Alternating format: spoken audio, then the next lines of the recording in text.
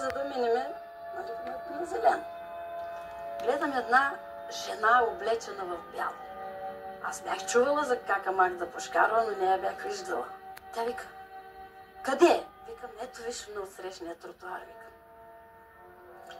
А това ти знаеш ли коя е? Викам: коя е? Магда Пушкарова, нашата голяма странджанска певица. И казвам ви, от тогава, и по-нашенски ще ви го кажа, ми додрагна. И като видях кака Магда, след това мечтата ми беше да си купя бяло пълто, бяла шапка, бели бутуши, бяла чанта, да бъда цялата в бяло. И сега белият цвят е... Но много късно. Предпочитане, така ли? Аз имам и други цветове. Ти май си екстравагантна като облекла някъде. Да, обличам се, на мен да си ми харесва. Да. Твоето пеене наистина е уникално и неповторимо. Усвоява ли се това нещо или с много слушане става и се предава? Това става с много работа, а може би човек си го носи в себе си, но не е било тогава при мен специално. Аз изпълнявах в началото тракийски песни. А кога започна странджански? Когато се омъжих за съпруга ми и отидах в неговото село и чух певци там, които пееха точно по този начин. Къщата ми е на високо бърдо, маризе ми ме балазо, маризе ми ме хегиди. Ех, та Янка бе, боже!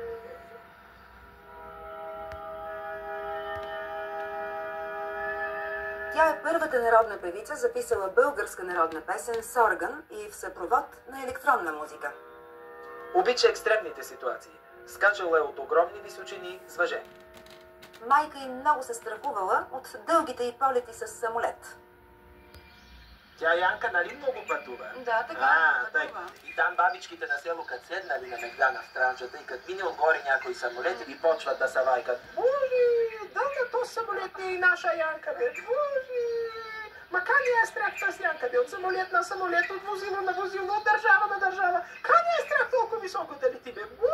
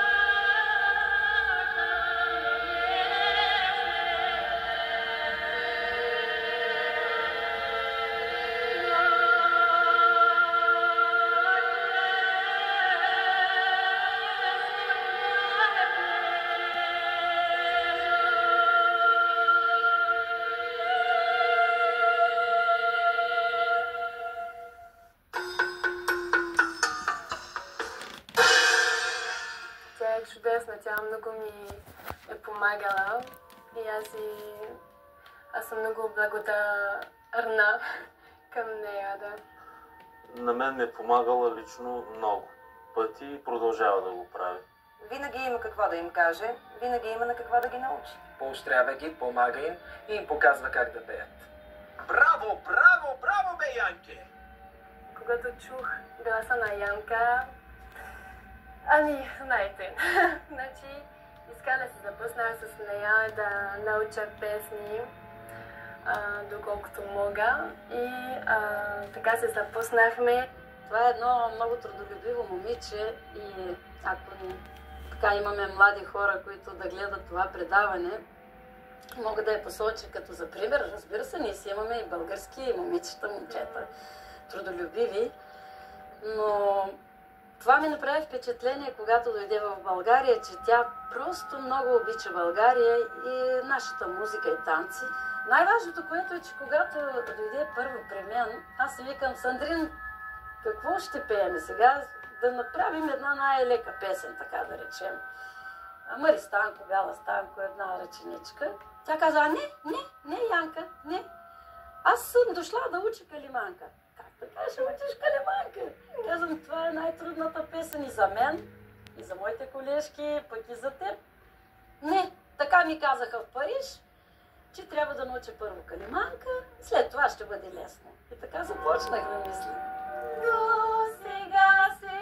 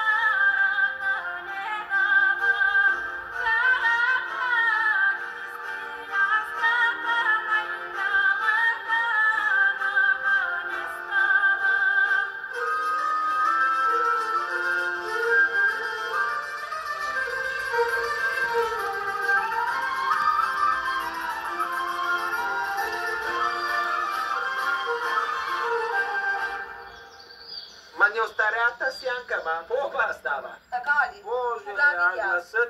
гласът ти, като от Маркуч излиза.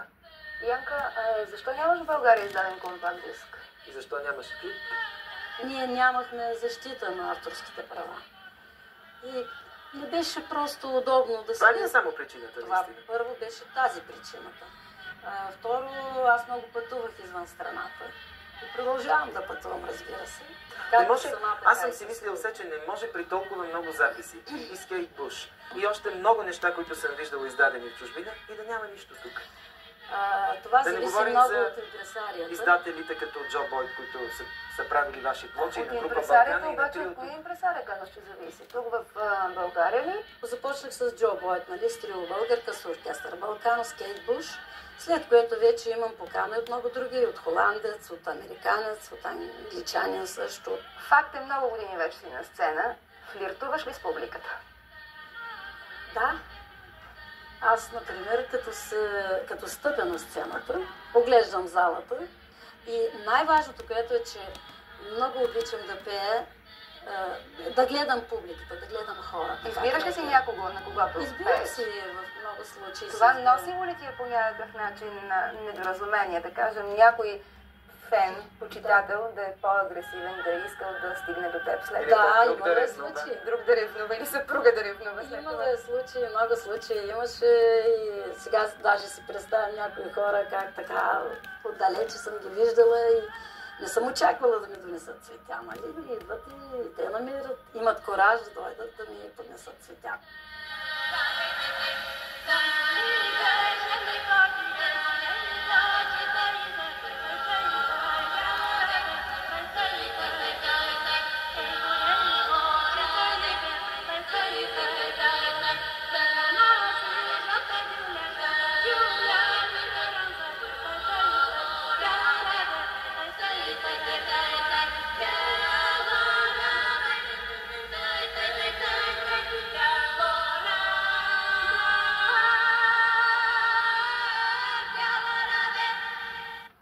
Браво, браво, браво! Малко несериозен, дано не се обиди. За мен да. Доста точен, да. Ако и напомняш, че трябва да бъде точна, е точна. Не, не. Даже те с Калинка Вълчева, когато закъсняваха в ансамбъла, казваха: ние ако не закъснеем, няма да сме тези, които сме. От дума на дума! Боже, каква била стана! Боже! Обичана и търсена, Янка Рупкина е сред звездите на българската народна музика. И приятели, и врагове са единодушни. Тя е безспорен талант и водещо име в българския музикален фолклор.